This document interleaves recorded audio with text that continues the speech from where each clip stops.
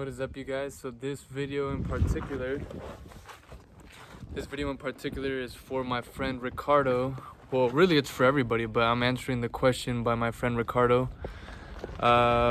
He asked me saturated fats versus sugar.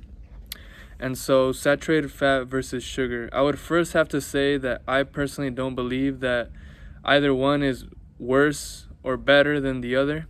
I think it's all contextual to the actual person who is consuming the actual substance. For instance, somebody who's an athlete, somebody who works out a lot, somebody who does sprinting, who does long distance running, who does, exercise 60-minute plus every single day, then I think sugar has a great benefit for them. Simple sugars that can be coming from fruits, and simple sugars that can be coming from electrolyte beverages and things like that, because the simple sugars is a great way for them to restore their glycogen, which is the body's storage form of carbohydrates, of sugar. And so for those people, simple sugars would actually be great, and having maybe a little bit more of it would actually be great for them. So that's just an example of how, just in general, nutrition is always contextual to the person. But just generally speaking, I'd say that both sugar and saturated fat could have a negative effect, but they could also both have a positive effect.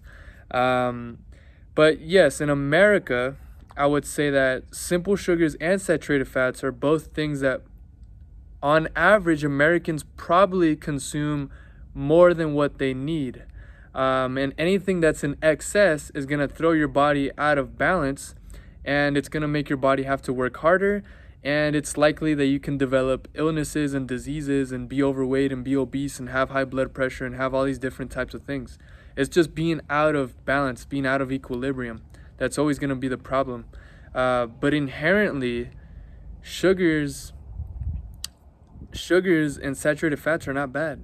Like I said, sugars are it's a natural substance that you can find in the earth. It's in berries, it's in all these different types of things, natural foods.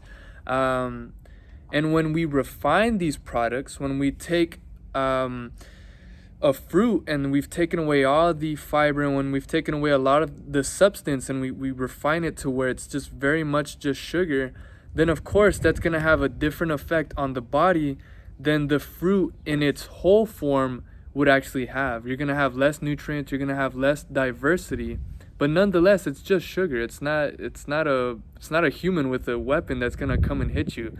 You eat it if you choose to, and if you don't choose to eat it, then you don't eat it,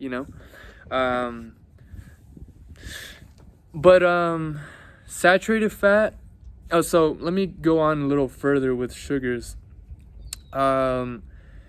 Sugars, I think, is commonly overeaten in America because it's in so many products, and I mean, honestly, it's just right in our faces. You got a lot of added sugars in products that you might not expect. Maybe certain drinks that you drink. Some of them might be fruit drinks, but then they add 20-30 grams of extra sugar. So you can always check the label for added sugar. The nutrition facts label nowadays will actually tell you how much sugar is from just the natural food and then how much they added to it. So you can go ahead and check a label for that, which that is useful, I believe.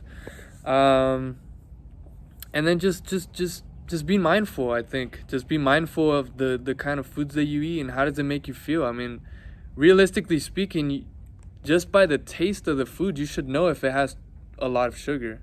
And I think sometimes with sodas, maybe because of the carbonation and other things, it kind of makes it seem like it's not as sugary. Well, then it's like, just check how much sugar it has on the nutrition facts label and just see that percent daily value next to it. And if the sugar in that particular product is over like 15%, over 20%, then I would be mindful of that, because if you have, if that's already 20%, that's only one serving of the product that you had, and you're eating 2 servings, that means you had 40% of your daily need, and it's only 7 a.m.